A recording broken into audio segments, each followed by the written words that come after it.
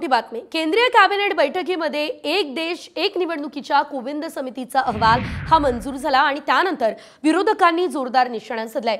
One nation one election आडून त्यांना no election करायचे अशी टीका राऊतांनी केली आहे। मोदी सरकारला अमेरिकेसारखी राष्ट्राध्यक्षासारखी पद्धत आणायची आहे असं जयंत पाटील म्हणाले। तर एक देश एक निवडणूक यामागे चुकीचं काय असा सवाल चंद्रकांत पाटील यांनी केलाय। सरकार पळून जातंय। त्यांनी वन नेशन वन इलेक्शनचा फंडा आणावा हे जरा आश्चर्यकारक। आज वन नेशन वन इलेक्शन, भविष्यात हा देशच राहणार नाही, नो इलेक्शन नो नेशन हे सुद्धा हे करू शकतात, त्याची तयारी आहे।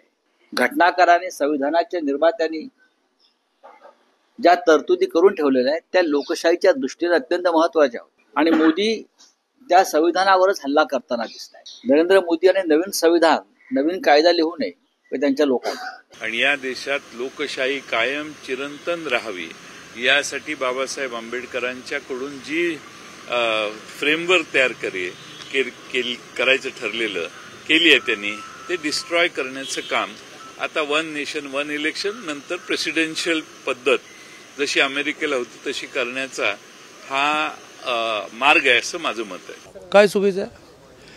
रोज उठून इलेक्शन, रोज उठून आचारसंहिता, रोज उठून विकास कामांना खीळ, टेंडर थांबवा, वर्क ऑर्डर थांबवा।